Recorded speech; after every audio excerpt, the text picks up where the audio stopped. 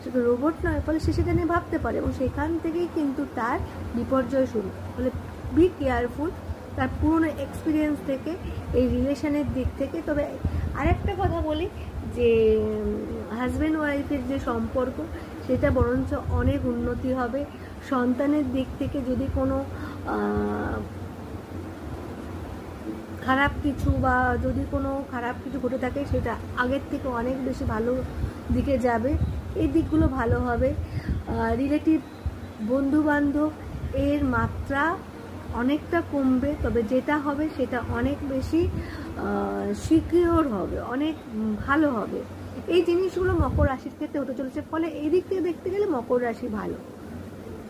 আর কি বলি, কর্মের রাশি কর্ম করতেই থাকবে। মকর রাশি কিন্তু ভীষণভাবে ডিপ্রেশনে পড়ে যায়, কারণ সে ভাবে কাজ করতে থাকে একটু একাকিত্ব বোধ করে, তো একা কাউকে কিন্তু এক্সপ্রেস, মকর রাশি কিন্তু খুব সহজে সকলকে এক্সপ্রেস করতে পারে না। লোকে তাকে যেভাবে অ্যানালাইসিস করে, যেভাবে জাজ করে, সে কিন্তু তা নয়। মকর রাশি খুব নিজেকে কিন্তু এক্সপ্রেস করতে পারে না, ফলে তা সে একাকিত্ব। ইভেন আরেকটা জিনিস, যে একাকিত্বের মধ্যেও সে কিন্তু ভালো থাকে। একসময় সে নিজেও রিয়েলাইজ করে ফেলে যে ঠিক আছে, এটাই ঠিক আছে, সে আবার উঠে দাঁড়ায়। তো এটাই মকর রাশি।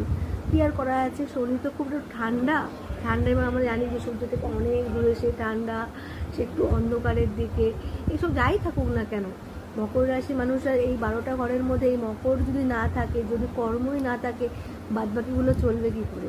এটা ভীষণ পজিটিভ একটা রাশি এবং এটা একটা চর রাশি, একই সাথে পৃথ্বী রাশি। মানে এর মধ্যে যতটা ভাবুকতাও রয়েছে, একই সাথে এর মধ্যে কিন্তু ততটা কি রয়েছে, কর্মতাও রয়েছে, বাস্তবিকতা রয়েছে।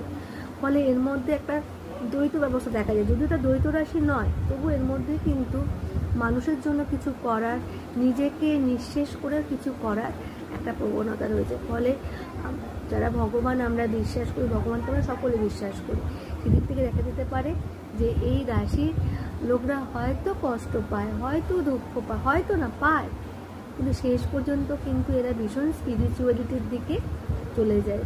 এদের মতন স্পিরিচুয়ালিটি, বিশেষ করে শ্রবণা নক্ষত্রের মানুষজন, এই রাশির শ্রবণা নক্ষত্রের মানুষজন, এরা স্পিরিচুয়াল হতে বাধ্য। ভালো করে ফলো করে দেখবেন, এরা স্পিরিচুয়াল হতে বাধ্য। হয়তো এরা আচার আচরণ, রীতিনীতি এত কিছু হয়তো করে উঠতে পারে না, যে এরা ভীষণভাবে আধ্যাত্মিক হয়ে থাকে। যাই হোক, অনেক কথা বললাম।